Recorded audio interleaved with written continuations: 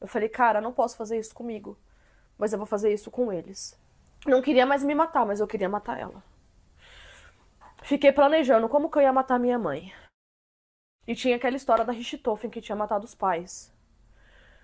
E pra mim ia ser fácil, porque era só arrumar uma madeira igual a Richthofen fez. E pra entrar no barraco, a Katy vai lembrar como que era o quarto dos meus pais, tinha uma janela, só que não era uma janela trancada, era uma madeira que você colocava e colocava um pedaço de pau pra forçar, então era só eu tirar aquele pau e entrar, era muito fácil. E eles bebiam. Eles iam estar embriagados, eu entrava e eu matava os dois, porque eu não suportava mais nem ele nem ela. E pronto, enfim, eu ia sentir que, nossa, eu concluí, eu tirei aquela raiva de dentro de mim, porque eu não suportava mais aquela raiva. Eu não suportava mais aquilo, cara. Só que eu era covarde. E eu não tinha ninguém, eu não conseguia contar igual eu tô contando pra vocês que eu queria fazer isso com eles. Eu nasci e fui criada em Budas Artes. Minha querida amiga Catiane está aqui para confirmar o barraquinho que eu cresci, ela conheceu esse lugar. Morava eu, meu pai, os meus dois irmãos e a minha mãe. Os meus pais vieram da Bahia, da cidade de Souto Soares. Minha mãe veio primeiro, depois meu pai veio atrás, os dois iniciaram um relacionamento em São Paulo, ficaram juntos. Todo mundo da Bahia que queria uma outra vida vinha atrás dos meus pais, porque já tinha uma casa para morar, que era uma casa que a gente conseguiu de graça, porque em troca a gente limpava o sítio do dono da casa. Então a gente morava sempre de favor. Essas pessoas que vieram, uma delas acabou morando com a gente também, que foi meu tio, tio Jorge. O problema começou com o álcool e a droga. Os meus pais bebiam muito, não sei dizer quando iniciou o vício, mas desde que eu me entendo por gente, os meus pais tinham problema com álcool. E o meu tio, infelizmente, viveu muitos anos na droga, o tio Jorge. Fumava crack, inclusive. Fumou, nossa, eu não sei te dizer nem quando. Acho que quando o Thiago nasceu que ele parou, acho que nos anos 2000 ele largou o crack. Mas todo esse álcool e essa droga gerou muita violência, ainda mais porque meu pai nunca respeitou minha mãe e minha mãe sempre foi dependente emocional do meu pai. Tudo que ela fazia era voltada para ele. Inclusive, Vivi, para você ter ideia, a minha mãe teve o filho do primeiro casamento, uma filha, que é a Miriam. Essa filha, essa irmã, eu nem comento dela na internet, eu nem falo dela porque a gente não tem proximidade, a gente não foi criada juntas, por quê? Minha avó fez a minha mãe casar com um fazendeiro, minha mãe tinha acho que 12 anos, engravidou da Miriam, teve a Miriam, e quando veio para São Paulo com a Miriam, meu pai apareceu e o meu pai demonstrava abusos sexuais para Miriam. Por exemplo, o barraquinho que a gente morava, a porta era aquela sanfonada, só que ela era toda quebrada, era só umas 3 lapinhas, ela era toda destruída.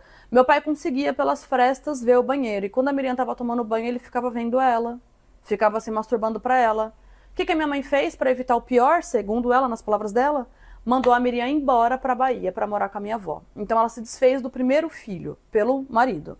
Continuou a nossa trajetória, sempre com muita violência física, violência moral, todo tipo de violência. A gente mal comia e quando tinha para comer, ainda ele era tão agressivo que eu até me lembrei de um ponto de falar sobre essa questão de comida. Quando tinha para comer, a minha mãe que trazia para dentro de casa a comida. Ele nunca sustentou a casa, nunca. O dinheiro dele era todo para prostituição. Mas quando tinha, se a gente deixava no prato, ainda a gente apanhava. E isso foi gerando vários traços, né? Uma desconstrução social eu tive. Eu não tive uma construção familiar, eu tive uma desconstrução. Só que, desde pequena, eu era muito ligeira. Eu ficava olhando e falava, cara, isso aqui tá errado. Não é possível que isso aqui tá certo. E quando que a minha mãe, eu percebi a rejeição dela e que ela também tava errando com a gente? Todos os dias da minha vida eu pedia pra minha mãe pra gente ir embora daquele lugar. Todos os dias. E ela falava que era melhor a gente sair dali. Porque ela não poderia ter outra vida sem o meu pai. Que a vida dela, o casamento dela, ela não poderia deixar o casamento por nós. Porque a gente ia viver a nossa vida e ela ia fazer o quê? Ela ia ficar sozinha? Então ela indiretamente me expulsou de casa. A vida inteira ela falou pra mim, é melhor você ir embora daqui. Depois de uma discussão, depois de uma violência dentro de casa, eu lembro que ela sentava no pé da cama com um corote de pinga. Era um corotinho assim, redondinho, que ela bebia todo dia, ela bebia esse corote. E ela sentava bebendo, falando pra mim, é melhor você ir embora, você tá vendo que aqui não vai dar certo com o seu pai. Isso entrou na minha mente de tal forma que eu fui. A minha irmã fugiu de casa, eu fugi de casa depois, e depois o Thiago. Depois que os 3 foram embora, meu pai simplesmente foi viver a vida dele, ele abandonou ela. Depois que ele abandonou ela, eu queria até ligar pra ele e jogar na cara dela, porque ela falava pra mim que ela não ia abandonar o marido pra não ficar só. Porque a gente ia abandonar ela um momento. E ela abandonou todos nós, e no final ela ficou só de novo, não adiantou nada. Ele era Ele era muito agressivo. Ele acordava a gente batendo. Na semana a gente acordava cedo, porque a gente estudava, não tinha como dormir até tarde. E meu irmão depois trabalhava, então a gente tinha que acordar cedo. Mas, por exemplo, sábado e domingo, ele acordava a gente batendo. Não podia fazer nada, a gente não podia brincar, não podia ser criança, não podia fazer nada. A gente tinha que estar sempre em prol de servir ele. Essa era a verdade. Pra você ver uma coisa que eu me lembrei agora. Ele tava deitado na cama e pediu pra eu pegar água pra ele.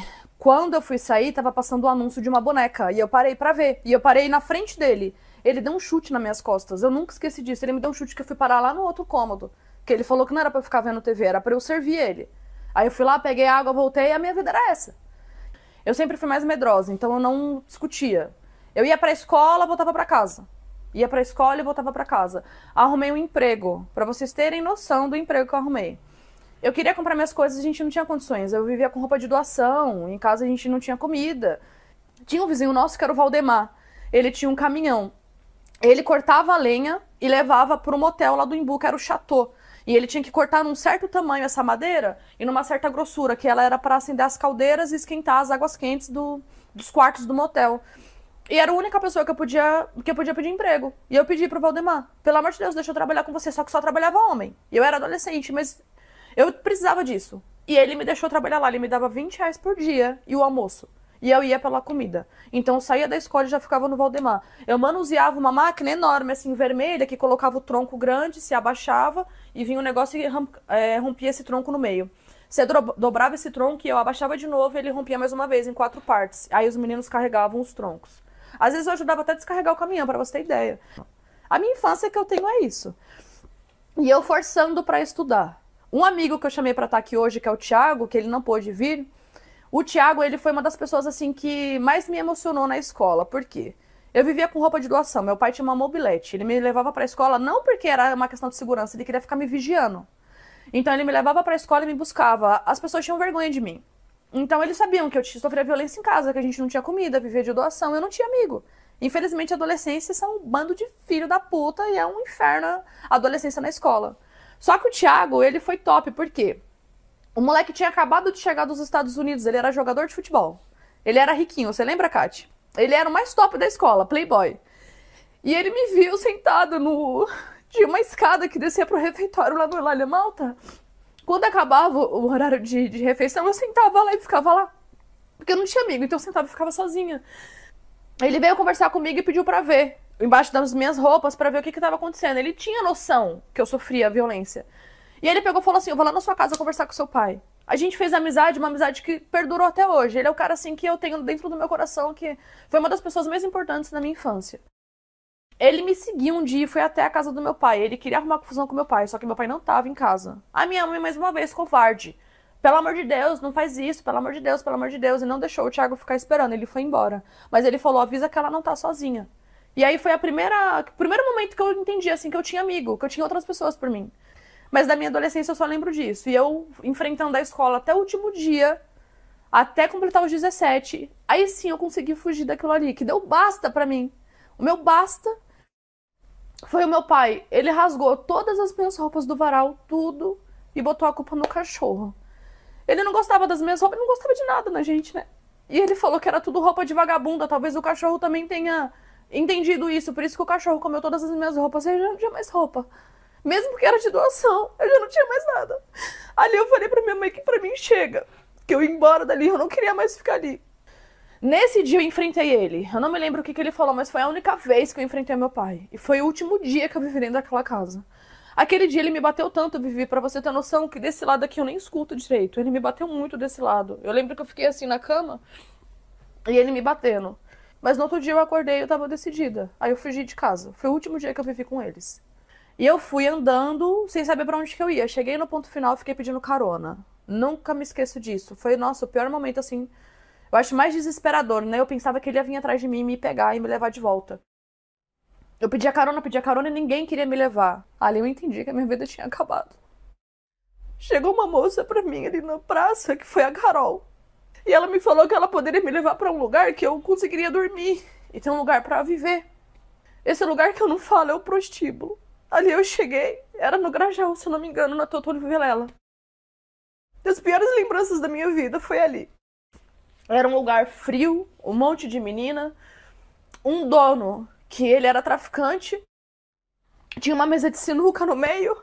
No canto tinha o balcão onde a gente pegava a toalha e a camisinha quando ia fazer o programa. E tinha os quartos no fundo, né? Eram umas camas de cimento, igual da cadeia, inclusive. E as meninas que não tinham onde morar, elas moravam ali naquele lugar. E eu comecei a me prostituir com a Carol. Ela me fez. Eu fiz amizade com todas as meninas. Nunca esqueci desse lugar. Foi assim, acho que foi o pior inferno que eu vivi. Aquilo ali começou a ser tão perturbador pra mim que eu não tava conseguindo mais focar em nada. Eu tava... sei lá. Foi um dos momentos assim que eu decidi me matar, inclusive. Pra você ver que ficou pior do que quando eu morava com meu pai. Porque lá eu ainda não queria morrer. Mas ali eu queria. De tanto desabafar com essa Carol, que inclusive ela morreu em um programa. Um dos caras que tirou ela da casa pra fazer o programa matou ela. Mas o tanto que eu desabafava com ela que eu não suportava aquilo, ela me ofereceu uma coisa. Que daí eu conseguiria ficar lá. Que era a droga. Eu comecei a cheirar. Isso piorou mais ainda a minha vida, desgraçou mais ainda o meu caminho. Por quê? Além de eu dever o cafetão, pelo que eu consumia, uma água, alguma coisa que vendia de comer, agora eu devia também a droga. E sem a droga já não tinha mais como trabalhar. E era uma das coisas que eu mais repudiava dentro da minha casa, da minha família. E eu tava repetindo aquilo ali em mim. Ali eu percebi que eu cheguei no fundo do poço, eu precisava sair daquela desgraça. Consegui trabalhar e consegui alugar um barraco nessa época. Acho que foi a primeira vez que eu fui na casa dela. Porque ela falou que não tinha nada pra comer. Não tinha. Aí eu, pô, amiga, não precisa de nada, tem um copo d'água, mas é ruim você ver isso, né? Tipo, você levar um coleguinha seu pra sua casa e você não tem o que oferecer. E ela morria de vergonha na casa dela. Morria de vergonha. Porque a gente sempre combinava de ir, mas a gente nunca podia ir. Quando chegava o dia, ela dava uma desculpa. Era sempre assim. Ah, hoje meu pai não sei o que, ou minha mãe não sei o que. Nunca dava pra ir. Mas a primeira vez que eu fui, acho que foi inclusive um dia que a gente tomou chuva. Eu me lembro como se fosse a gente tomou chuva. A gente ia fazer alguma coisa e a gente tomou chuva. Quando eu cheguei lá, eu olhei aí, tipo, você toma aquele susto. Porque você não espera. A pessoa falando, não é a mesma coisa de você ver. Tipo, pô, às vezes a gente, quando é criança, a gente acha que é alguma mentira, algo do tipo. Mas quando você vê a realidade da outra pessoa, você se comove. Era um barraco horrível. Era igualzinho onde eu morava.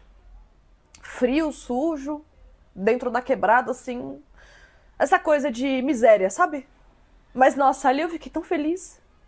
Eu ia ter o meu espaço finalmente, eu ia poder sair daquele lugar que eu morava, né? Essa primeira noite, olha só que coisa louca. Era perto de um Extra que faliu. Eu entrei no Extra, comprei pão e mortandela, voltei na sacola. Tinha um prego na parede, eu pendurei dentro do quarto o meu pão. Eu deitei naquele colchão que não tinha fronha, não tinha nada, só tinha um colchão que eles trouxeram. E a mulher tinha se desfeito do colchão porque as molas estavam saindo. Então eu tive que me arrumar, me posicionar pra mola não me furar. E deitei. Eu me lembro que a minha visão era o pão pendurado na parede e a janela. E a noite inteira eu fiquei prestando atenção naquela iluminação dentro de casa. Mas ali sim eu tive paz. Só que ali eu entendi que eu comecei a caminhar. Eu consegui arrumar dinheiro e consegui ir mobiliando a minha casinha, né? Aí nesse período, dentro do prostíbulo, eu conheci um cara que ele tinha umas peruas que trabalhava na rua. E eu pedi, pelo amor de Deus, pra ele me ajudar, porque toda oportunidade eu tentava arrumar um outro emprego. E esse cara deixou eu trabalhar nas peruas. Aí eu parei de ir pro prostíbulo. Foi nesse momento que eu consegui sair desse inferno todo. Até porque esse cara eu me relacionei com ele. Ele era um cara até agressivo, ciumento, assim, um ciúme excessivo que ele tinha de mim. Ele era um velho, né? Eu era bem novinha, naquela época magrinha, toda bonitinha. Só que esse cara, não vou falar o nome dele, não sei se ele me segue no Instagram e vai ver isso daqui. Ele era tão ciumento e possessivo, e ele sabia que eu tinha vindo, aonde eu tinha vindo, né, da prostituição. Então ele não confiava muito em mim. Também pudera, né? Como é que confiaria numa pessoa como eu? Então ele me vigiava. Alguns caras que eu conheci na prostituição ainda mantinham contato comigo no telefone. E eu precisando sempre de dinheiro, porque ainda trabalhando na perua ainda não era suficiente para pagar as minhas contas, para pagar o aluguel, a conta de água, a luz, para me manter a alimentação, por exemplo. Eu ganhava bem mal nessa época. E eu mantive contato com esses caras. Esse cara que me ajudou a arrumar um emprego na perua, eu falei que ele era um ciumento possessivo. Não confiava em mim e disse também, né, que pudera, como é que poderia confiar numa pessoa como eu naquela época. Só que como eu ainda precisava arrumar dinheiro, Vivi, eu aceitava ainda sair com os caras do prostíbulo que eu conhecia. E nessa infeliz quinta-feira foi o dia que eu aceitei sair com esse homem, que é o Cleiton. O nome dele eu posso falar porque, nossa, a gente só se viu esse dia, nunca mais eu vi esse homem na minha vida. Eu marquei de sair com ele à noite e de dia eu não tinha ido pras peruas esse dia, eu podia ficar em casa, né? Ele me mandou um dinheiro e falou, então se arruma. Eu usava o cabelo grande nessa época. Mas eu desci, ele me deu o dinheiro pra fazer unha, cabelo. Eu não tinha esse costume, né? Fui num salão. Entrei nesse salão pra fazer o cabelo, perguntei se tinha horário, a moça falou que sim. Quando eu entrei, sentei, ela começou a fazer meu cabelo, a cabeleireira, ela falou assim pra mim, você acredita em Deus? Aí eu falei assim, eu não sei. Eu nunca tinha parado pra pensar nisso, né? Só que na minha cabeça eu achava que não, por quê? O meu pai, ele batia na minha mãe, batia na gente. Minha mãe ficava ensanguentada, deitada no chão, embriagada. Ele estuprava ela na nossa frente. E domingo a gente era obrigado a ir pra igreja, ele ainda tomava hóstia. E rezava, como um santo. Então pra mim não existia isso. Mas eu respeitei aquela mulher. Ela falou assim, eu tô te perguntando porque eu preciso orar por você. A morte veio te seguindo aqui. E ela só não entrou por autoridade à minha pessoa. Abençoa, Senhor, em nome de Jesus. Sustenta, Senhor, a tua filha, meu Pai, para esses patamares maiores, ao qual o Senhor tem preparado para ela. Mestre querido, nós somos gratidão, muita gratidão. Os olhos dela expressavam morte e tristeza. Então, eu ofereci para ela, eu falei, eu posso fazer uma oração por você? E ela, assim, muito encolhida, né? Porque ela era subjugada por todos. Então, ela aceitou. E assim, a partir dali, eu comecei a orar com ela. Falei, olha, a morte tem te perseguido, mas a morte ficou do lado de fora. E hoje, chega um tempo novo para a sua vida. E aí, nós fizemos um vínculo de amizade, de respeito, de carinho, né? E assim, eu, pelo meu chamado, né? Eu sou pastora. Então, eu cumpro a palavra, né? Ide por todo mundo e pregar o evangelho a todos. E ali eu abracei, eu adotei ela, né? Aquela menina muito jovem, muito triste, muito desprezada, né? Drogada, prostituída, né? E assim, aos poucos ela foi me contando a história dela, né? E o Senhor deu muitos livramentos, né? Muita coisa. E eu peguei muito no pé dela, porque falou, você vai estudar, você vai continuar estudando, não importa o que você esteja fazendo, você tem capacidade. E ela sempre me ouviu muito, mesmo saindo, tendo, né, os pensamentos, né, muito vulneráveis, mas ela sempre me ouviu muito e sempre me respeitou muito. E aí trouxemos ela para a igreja e ela começou a caminhar, ela vinha para a igreja, saía da igreja, ela falava, Misa, eu vou pro pancadão. Eu falei, vai, não tem problema, vai, Deus é contigo, Deus vai te guardar. E isso eu tava caminhando super bem, né? Tava estudando, tava na catraca, já tinha emprego decente, com a igreja me ajudou a largar a droga, nunca mais tinha entrado em um prostíbulo, tava tudo caminhando bem. O outro ponto da minha vida que me destruiu e fez eu querer morrer de novo foi o mesmo sentimento que eu tive dentro da prostituição. A amiga da minha mãe me procurou no Facebook, na época que eu usava o Facebook, e falou pra mim, elas tinham brigado, minha mãe não prestava, era uma vagabunda, e se eu quisesse acreditar nela, era só ir no endereço tal, na frente da casa da minha madrinha. Minha madrinha tinha um bar ali no Engenho Velho, você lembra, Kati? Meu pai bebia nesse bar, inclusive eu vivia enfiada dentro desse bar quando era pequena. E ela falou, vai no Portão Cinza na frente da casa da sua madrinha. Você vai conhecer o seu pai de verdade. O Rosalvo nem é seu pai. Sua mãe é uma mentirosa, vagabunda, safada e esculhambou minha mãe. Eu fui atrás desse homem e não falei nada pra ninguém. Bati no portão dele, a namorada dele que me atendeu. Eu contei pra ela a história, ela falou, meu, entra. O Anastácio tá aqui dentro, que é o meu pai. Quando eu cheguei, ela ficou tão feliz, ela me recebeu tão bem. Ela falou assim, meu, não precisa nem de DNA se isso for verdade. Você é o clone desse homem. Só que eu não consegui enxergar que eu era parecida com ele. Todo mundo na internet hoje fala, mas eu não consegui enxergar. Aí eu falei pra ele, ó, mas é o seguinte, eu tô fodida, tô lascada, sou cobradora de ônibus, tô fazendo faculdade, não tenho como pagar esse exame, vamos fazer? E se der positivo, eu te devolvo pelo menos metade, se der negativo, eu tento te devolver tudo. Ele falou assim, não, vamos. E tanto que pra você viver esse ponto, depois, quando eu peguei o exame de DNA, tudo fez sentido, porque a minha mãe me rejeitava. A minha mãe sentava na mesa com os meus irmãos. A minha mãe conversava com a Tati. Ela brincava com o Thiago. Mas eu era diferente pra ela. Ela não brincava comigo, ela não conversava, ela não me abraçava. Quando eu peguei aquele exame, eu entendi por quê. Ela era dependente emocional daquele cara, não era? E ela sabia que eu não era filha dele, que ela tinha mentido. Eu era um ponto de destruição pra ela. Se tudo viesse à tona, ela perdia o marido. Foi o que eu entendi, foi o que ela me passou a vida toda. E depois eu tive uma ligação com ela, depois disso eu entendi que de fato eu tava certa. Ela me rejeitou a vida toda. Só que eu comecei a entender tudo, por que eu era rejeitada, por que minha mãe não gostava de mim, por que ela me tratava diferente. E até hoje, Vivi, eu sou tratada completamente diferente. Os meus irmãos também fugiram, mas a minha mãe aproxima eles. Ela reúne todo mundo. Eu nunca tive uma ligação da minha mãe. Ela nunca me procurou. Eu que fui atrás dela. E ainda me arrependi para um caralho, que foi depois que eu peguei esse exame de DNA que tá aqui. Que eu provo pra vocês, tá aqui do meu lado. Eu fui até esse homem e ele falou, vamos fazer o exame. A namorada dele vibrando. Porque ela queria, né, que eu fosse filha dele. Ela é uma fofa, a Maria. Marcamos o dia do DNA, eu não contei nada pra ninguém. Fui até o laboratório do Lavoisier, fiz os exames e fui pra casa.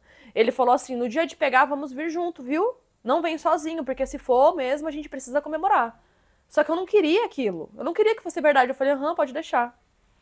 No dia que saiu o teste, eu peguei o ônibus e fui sozinha. Eu não falei nada pra ele. Eu me lembro, eu entrei no Lavoisier ali da Sabará. Peguei esse exame, tá aqui, ó. Me lembro até hoje, como eu abri. Desse jeito, lá dentro, sentada, tremendo. Eu fui em todas as páginas procurando, desesperada, folheando, igual uma louca. E essa última dizia... Concluímos, portanto, que Anastácio Eufrosino Marcolino é o pai biológico de Fabiana Oliveira Pereira, com probabilidade de paternidade de 99,99999%. Aqui foi outro ponto de destruição pra mim. Acabou de novo a minha vida. Daí aquela história ruim que eu tinha no passado, mas eu tinha, já não existia mais. Aí quem era eu, Vivi? Uma pessoa que viveu uma vida ruim, desgraçada, e ainda era uma mentira. E a minha irmã sabia. Todo mundo sabia, todo mundo ria de mim nas minhas costas. Eu só descobri isso depois, a minha mãe ria com as pessoas sobre isso. Eu me senti a pessoa mais traída do mundo. Acho que a traição é o pior sentimento, cara. Tanto que hoje eu entendo, os caras descobrem uma traição entre um e outro na favela, os meus clientes, e se matam. Eu falo, tá certo. Porque foi o sentimento que eu tive de raiva. Você não tem noção de como que a minha vida acabou naquele momento. Eu não fui trabalhar. Eu peguei esse exame, eu liguei pra minha irmã. E eu falei pra ela, olha, eu descobri que a sua mãe tava mentindo pra minha vida toda. O Rosalvo não é meu pai. Você não liga pra essa filha da puta que eu vou ligar pra ela pra tirar a prova. A minha irmã veio e me traiu. Minha irmã ligou pra ela e contou pra ela. Falou, meu, se prepara, a Fá descobriu tudo. Eu fui pra casa, eu peguei essas fotos, ó. Essas malditas fotos que eu pedi pro meu irmão roubar pra mim dentro de casa quando ele foi embora. E eu guardo até hoje no negócio de revelação, que tava dentro da minha casa desse jeito. Eu peguei essas fotos, era muito mais. Eu comecei a rasgar. Nervosa e olhando pra esse exame.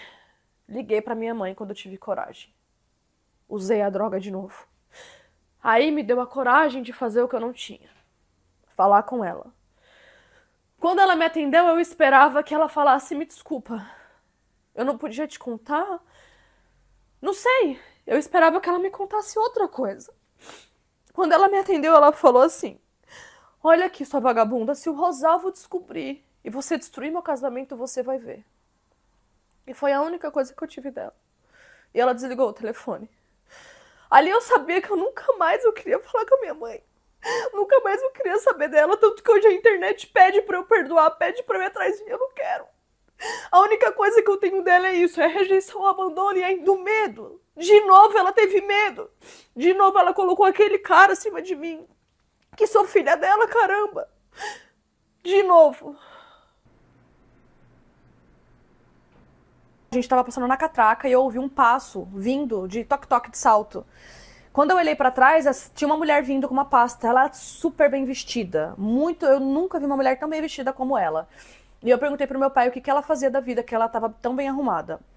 Meu pai disse que possivelmente ela era advogada, porque ela se vestia daquela maneira e advogado se vestia assim.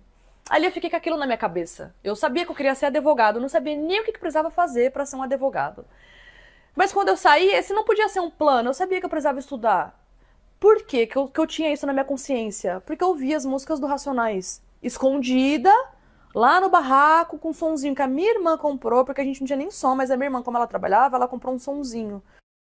A gente ouvia Racionais escondido. Eu ouvia uma música, meu irmão vinha e ouvia outra. Cada um vigiava, lembra? Eu ouvia as letras do Mano Brown. E ele falava, o pensamento é a força criadora. Tudo que ele ensinava na música, tudo que ele falava, eu ficava ouvindo, eu falava assim, cara, esse cara tem razão. E ele que me educou. Tanto que hoje eu fico pedindo pra ele me conhecer. Pra ele deixar eu contar minha história pra ele ainda. Eu posto na internet sobre isso direto, às vezes as pessoas pensam que é besteira. Mas ele faz tanta parte da minha vida, ele não tem noção de como que ele me ensinou. Quando eu ouvia as letras, eu sabia que tinha alguma coisa errada com quem o meu pai me ensinava. Porque o Brau falava diferente. As músicas falavam diferente. Então meu pai me contava, me falava, e eu não acreditava nele. Os meus irmãos acreditavam. Eram manipuláveis, coitados. Quando eu saí de casa, eu ainda lembrava das músicas, mais ainda ouvia, porque daí eu já podia ouvir, era uma pessoa livre, né? Não tinha mais o meu pai pra me infernizar. E eu continuava botando na minha cabeça que, de fato, o pensamento era a força criadora. E eu precisava chegar em algum lugar com isso. Só que eu não sabia como, onde. Quando eu consegui chegar na catraca, e também vivi, não tinha como eu pensar, vou pra faculdade. Dentro do prostíbulo, viciada em droga, ganhando R$30 a cada 30 minutos de sexo. Como é que eu ia entrar na faculdade? Me fala. Não tinha condições pra mim. Inclusive, eu me lembro sempre do meu pai falando, esquece isso, que faculdade é coisa de rico, não é pra você. Então era uma coisa que não era alcançável pra mim. Quando eu tava na catraca num dia, eu me lembro onde eu tava, no Menininha, na Embu-Mirim, o ônibus lotado, era 6h30 da tarde, não tinha mais aonde entrar gente dentro daquele ônibus. Eu sentado, o povo até em cima, assim, da catraca. Uma pessoa precisava descer naquele ponto e ela não tinha como passar pra trás. Ela ficou gritando, ô trocadeira, ô moça, ô cobradora, ô trocadeira.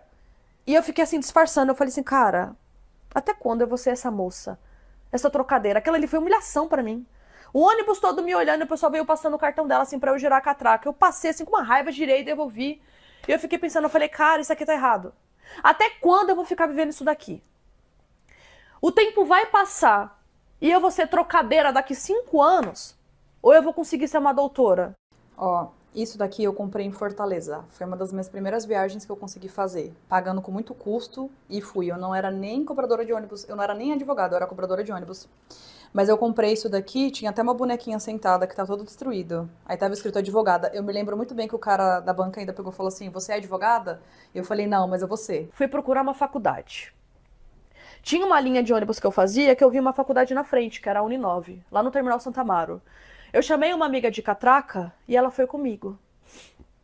Essa minha amiga, eu me lembro que foi um outro empurrão, né? As pessoas sempre que vieram me desafiar dizendo, eu duvido, eu falei, agora você vai ver.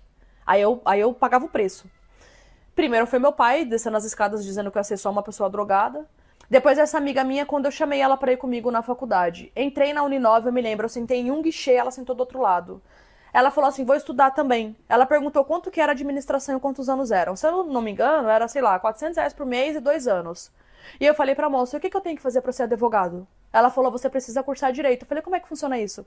Ela falou, são 5 anos de graduação, você começa pagando R$800. Eu ganhava R$1.200. Eu falei, eu quero. E ainda tinha um aluguel. Essa minha amiga, ela virou pra mim e falou assim, é melhor você não fazer isso não, você não vai conseguir. Aí já veio aquele gatilho do meu pai dizendo que eu seria só drogada. Eu falei, eu vou sim. Você vai ver se eu não vou. Me inscrevi. Foi numa loucura. Quando eu saí dali, eu me arrependi. Porque eu falei, e agora? Pagando aluguel, como é que eu vou fazer isso? Mas eu comecei. Só que eu comecei crua. Eu não tinha noção do que era uma faculdade. Como eu precisava ser responsável. Você tem que focar quando você vai estudar. E eu não tinha isso. Eu ainda tinha aquela criança que saiu do Embu com medo, que fugiu, aquela violência, aquela facada, aquele homem, aquela prostituição à droga. Eu ainda estava com tudo isso dentro do meu coração. Foi onde eu conheci o Rafa, que hoje ele é afinado, foi assassinado infelizmente. O Rafa fez parte da minha vida por alguns anos. E eu digo que tudo, Deus não manda nada em vão pra você. E a gente se enfiou num relacionamento assim, putz, que ele me pediu em casamento na 2ª semana, ele era louco por mim. O Rafa era respeitado no crime. Se passou alguns anos de relacionamento, Eu descobri uma traição do Rafa, saí de casa, larguei ele, peguei todo o dinheiro dele e fui pra Europa. Aí eu já tava tendo uma outra vida, né? Eu tava ganhando, era pouco ainda, mas já ganhava R$ 2.500. Mas eu tinha um cara que era rico do meu lado, então comecei a ter uma outra vida. Quando eu descobri a traição, peguei o dinheiro dele e fui pra Europa. Fui curtir, não quis saber. O Rafa, nesse relacionamento com essa menina que ele me traiu, eu fiquei gastando todo o dinheiro e não queria voltar, e a gente ficou nessa briga. Ele me fez uma última ligação pedindo pra voltar comigo, era uma chamada de vídeo. E eu dirigindo, apareci na chamada de vídeo, não sei se foi assim com a mão no volante, não lembro como eu apareci, mas ele viu minha mão e eu estava sem aliança. A aliança eu tenho ela guardada até hoje aqui. Ele falou assim, bota sua aliança de volta, Fabi. Não tira sua aliança não, não tira nunca mais o seu dedo de sua aliança. Essa foi a última coisa que ele me pediu. Ele ainda falou assim, você tá precisando de alguma coisa, mulher? Você tá doidona? Gastou todo o meu dinheiro, ia reformar meu apartamento, caramba, você gastou todo o meu dinheiro, você tá loucona. Aí eu falei assim, tá tudo bem, vida, agora eu tô bem, vamos se resolver. Aí eu tava perdoando já ele. Aí ele pegou e falou disso e falou assim, se você precisar de qualquer coisa, você me liga, meu. Você tá se afastando de mim, me liga. Eu falei, pode deixar. Ele falou, vou até o inferno, meu. Meto meu fuzil nas costas e vou até o inferno por você. A última ligação, a última vez que eu falei com ele sobre o nosso relacionamento, né? Depois só se passaram 2 dias, e 2 dias normal, eu trabalhando, ele também. E ele foi assassinado. O Rafa, enquanto a gente tinha um relacionamento, ele era revolucionário. Ele odiava racista, ele odiava opressão. E eu tinha essa raiva dentro de mim e eu comecei a me espelhar nele. Eu falei assim, cara, de fato, né, olha só. O que eu sinto de raiva é isso daqui que eu tenho de raiva, é o que ele me mostrava. E aí ele falava pra mim, você não pode trabalhar pra esse branco, cara. Você não pode ficar trabalhando pra um branco, você é tão inteligente, abre o teu escritório, eu vou bancar pra você. Eu falava, não quero. Eu não quero o dinheiro do crime, porque tudo de ruim que veio na minha vida se desfez. Foi um castelo de areia infernal, tudo caiu muito rápido. Então eu não quero isso. Então eu não abri meu escritório, eu continuei trabalhando pra esse cara. E ele me pedia. Não aceitei. Quando ele morreu, Vivi, nossa, passou-se 1 ano e eu não parava de ouvir a voz dele na minha cabeça. Ele morreu dia 10 de abril de 2023. Dia 10 de abril de 2024, eu estava fazendo uma audiência para aquele cara que eu trabalhava e ganhava R$ 2.500. Eu não consegui focar na audiência, porque eu ouvi o Rafael dentro da minha cabeça falando, sai daqui, meu, vai embora daqui.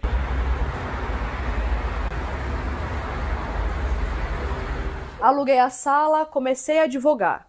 Eu sabia que eu queria advogar pro crime, porque daí eu já tinha aquela empatia com os criminosos, porque eu era quase uma.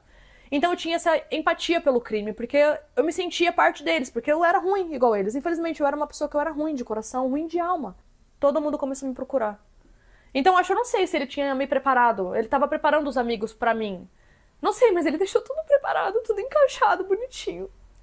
Quando abri meu escritório, eu falei, eu tenho 30 dias até o aluguel. Todos os caras que eu conheci no velório começaram a me procurar. Doutora, a casa caiu, a polícia invadiu, doutora, não sei o quê. E do nada, eu virei essa advogada. Eu era referência. Porque eu era a viúva dele, né? Eu era a mulher dele. Então eu tinha referência de ser uma pessoa que eles poderiam confiar. Porque se ele confiou em casar comigo, eles poderiam confiar em entregar o processo na minha mão também. Ele falava bem de mim na favela.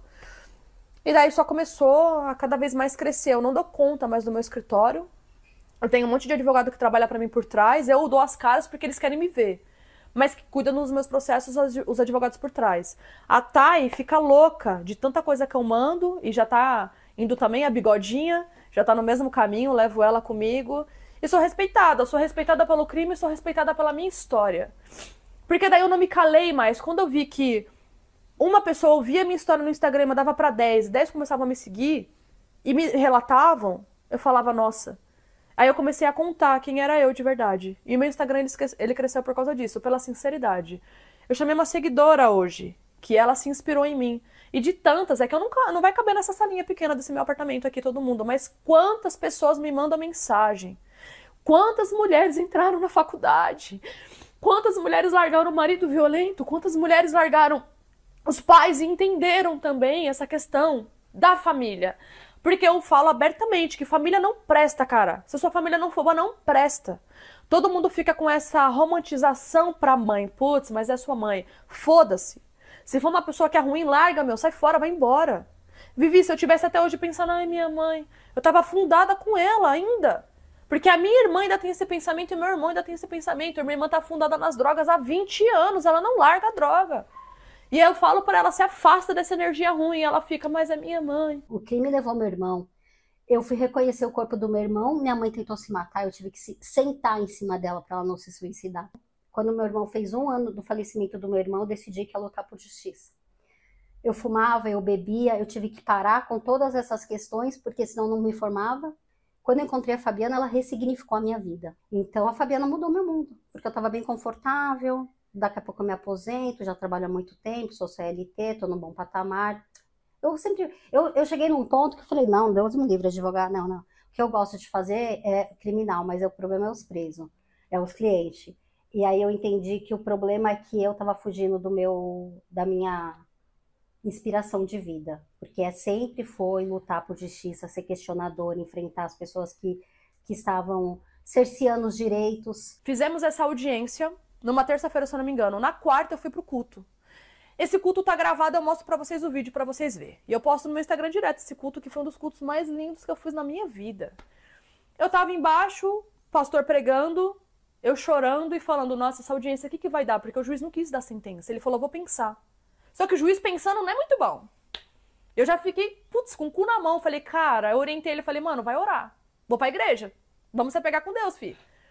Cheguei no culto, comecei a chorar e fiquei pedindo pra Deus. Eu falei, Senhor, o Senhor não é o Deus do justo? De onde você me tirou? Como é que eu vou acreditar em você? Eu sei que você já falou comigo, mas como que eu posso acreditar se meu menino tá sendo injustiçado agora? Se ele tá pagando por uma coisa do passado, mas isso também não seria justo. E comecei a questionar.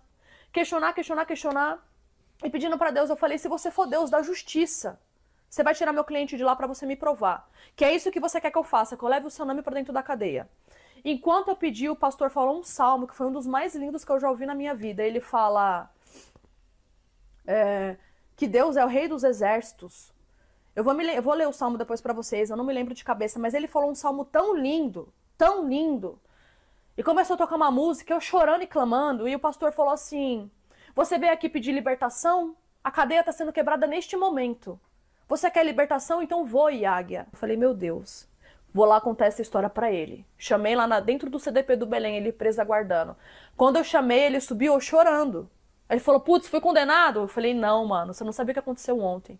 Aí ele, o quê? Aí eu contei o culto pra ele. Ele falou, sou eu. Eu falei com Deus ontem. Eu li esse salmo ontem. Você pode ter certeza, eu vou sair daqui, eu vou me entregar pra Cristo. Pra ver, quando eu atualizei, o alvará de soltura dele tava no processo.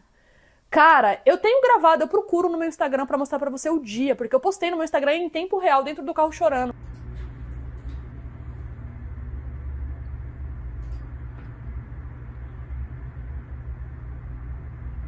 Essa foto pequena, a gente mostra... Meu pai tirou a gente no milharal. Porque a minha mãe, ela fazia o plantio do que a gente ia comer. Como meu pai não ajudava dentro de casa, ela trabalhava sozinha, ela plantava. A maioria das coisas que a gente comia era plantada dentro de casa. E essa foto a gente tá no milharal. Ela tá comigo no colo, pode ver ela bem bagunçada. Ela sempre vivia assim, bem desarrumada, né? Ela não tinha autoestima.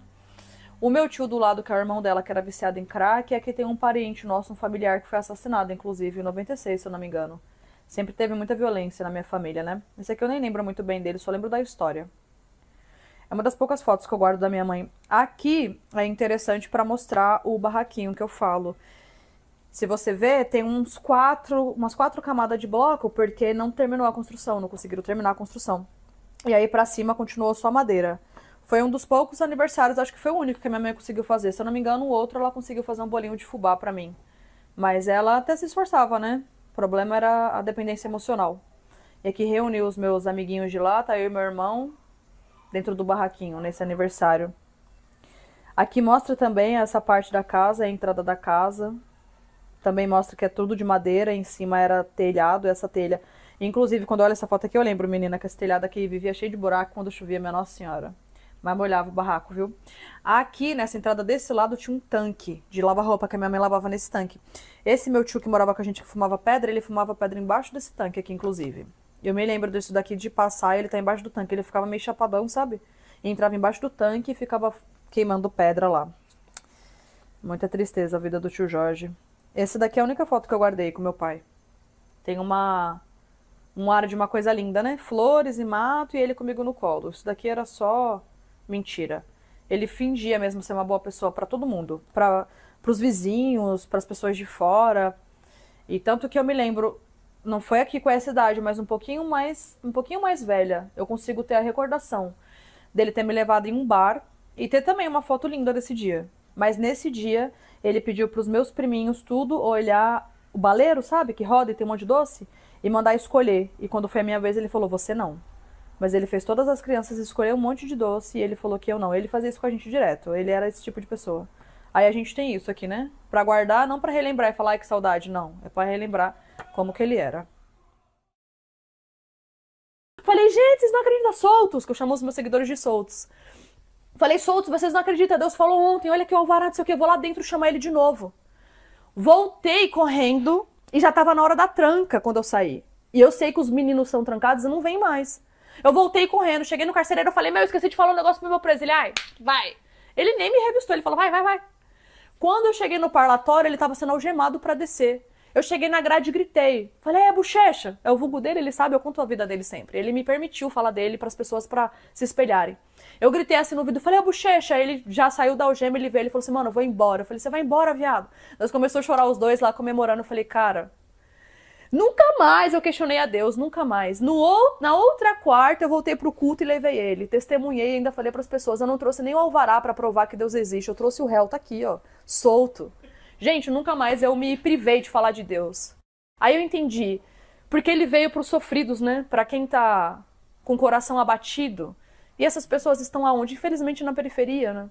E é por isso que eu tenho esse serviço social. Eu falei, eu não vou permitir que mais ninguém sofra a injustiça que eu passei lá atrás. Se chegou dentro do meu escritório, pode ter certeza. Eu vou cobrar caro porque hoje eu gosto de conforto. Mas o meu serviço bem feito eu vou fazer, cara. Eu não vou admitir que você sofra nenhuma injustiça. Uma vida confortável hoje, graças a Deus, mas eu sou uma ex-moradora de rua. Não aparenta, né? Eu tive uma família muito vulnerável e destruída pela droga e pelo álcool também.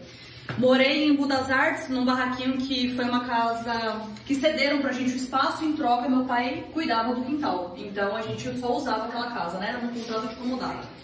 Nessa casa cresceu eu, os meus irmãos, os meus pais, meu pai bebia muito, minha mãe bebia muito, e um tio nosso que morava com a gente, que eu acabei de comentar pro Cris, que ele até sumiu no mundo, fumava crack. Então eu cresci com essa desgraça, é uma desgraça, né? A droga e o álcool dentro de casa.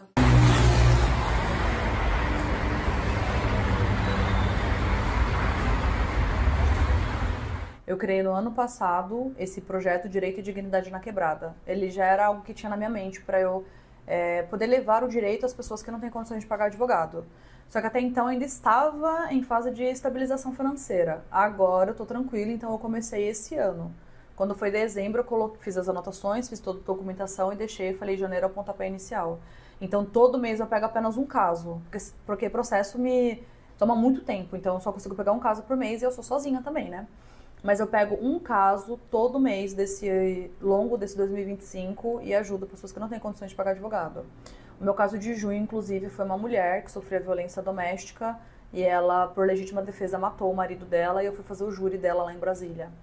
Esse mês agora eu me compadeci com uma mãe que está sofrendo com o filho, não tem condições de pagar advogado e o filho com mandado de prisão. Uma situação bem triste também que eles estão vivendo, aí eu peguei o caso. Eu mandei a procuração hoje para ela, inclusive, para ela assinar. E todo mês eu pego um caso. Fora isso, que isso tá ao meu alcance. Aí fora do meu alcance eu tento outras coisas. Eu até que tô conseguindo. Peço doação de alimentos nas redes sociais. Eu pedi agora para uma instituição de um sobrevivente do Carandiru, que é o pastor Sidney Salles. Consegui receber 11 cestas básicas de doação de alimentos, vou levar na quinta-feira. E consegui também meias, porque tem moradores de rua lá, né? E aí tem uma pessoa que tem uma loja de roupa e ela conseguiu me doar meias de frio também para doar para esses meninos. E tudo que eu consigo é pelo Instagram. Eu peço no Instagram, aviso a galera que eu tô fazendo, tô arrecadando, isso aqui, eles ajudam bastante. Aí quinta-feira, inclusive, eu vou lá levar as doações. Vou gravar tudo e vou postar no Instagram pra galera ver. É uns aí que não bate muito bem não, viu? Porque tem uns aí que é 1013. Que acabou que ela tem muitos, inúmeros seguidores, né? Que também são advogados, né? E que precisam, e que vê nela o potencial para subir um degrau, para aprender. O que eu mais admiro na Fabiana é a determinação, né? É assim de ir para cima com garra, com força, mesmo na pouca força ela se agarra e acredita, ela põe Deus acima e ela acredita e a coisa dá certo. Eu tava dentro da igreja pensando que, Deus, eu fiz tudo o que você me pediu. Eu larguei tudo, eu fiz tudo o que você quis. Só que eu ainda não preenchi o meu coração, eu ainda não tenho uma família. Você me trouxe meu pai, mas eu ainda não sinto parte deles. Eu preciso da minha família, eu não quero ter filho. E eu bato de frente com os caras, eu não aceito um homem mandando em mim. Mas o que você vai fazer? Me dá uma família porque eu já não aguento mais. E eu fui pra igreja pedindo isso. Quando eu cheguei na igreja, o pastor pregando e eu lembrei daquele barraco e eu comendo miojo. E eu em pé na pia e mexendo no miojo do lado, no fogão. E correu um rato debaixo da minha perna, né? Eu pulei. Aquele barraco frio, nossa, as fiação era tudo pra fora. E eu não me esqueci, eu me lembrei daquele rato dentro da igreja naquele momento. E eu pensando no meu apartamento hoje tão confortável, eu falei, caramba, Deus, de onde que você me tirou? Aonde você me colocou? Cara, que loucura, né? O que você fez por mim? Por que você me ama tanto? Por que você quer tanto o meu bem? Por que só o meu? Por que a minha família não? Por que você só fez isso por mim? Então por que você não me dá uma família? E comecei a questionar. O pastor pegou e pregando, ele falou assim... Você ainda desacredita que eu existo, né? Eu tô com você hoje aqui, eu também tava lá no dia que você comia aquele miojo chorando. E era exatamente o que eu tava lembrando do dia do miojo, do bendito do rato dentro da casa, que tinha rato naquele barraco, nossa senhora. E eu tava lembrando exatamente aquilo, e ele falou isso dentro da igreja mais uma vez. E aí eu tive coragem pra começar a falar pras pessoas de Deus, porque pode perceber meu Instagram pra trás, eu não falava muito. Mas aí eu percebi que eu precisava falar dele. Quando ele falou que ele tinha um pacto comigo... Ele falou dentro da igreja assim, eu vou te colocar em um lugar que você não imagina que você vai pisar. Só que quando você chegar lá, você não se esqueça de mim, porque seus pastores não podem entrar. Então fale o meu nome. E isso pra mim é um marco assim da minha vida, porque eu consegui retribuir o que Deus fez por mim então. Você tem uma história de superação e gostaria de contar no nosso canal? É só preencher o formulário que está aqui na descrição do vídeo.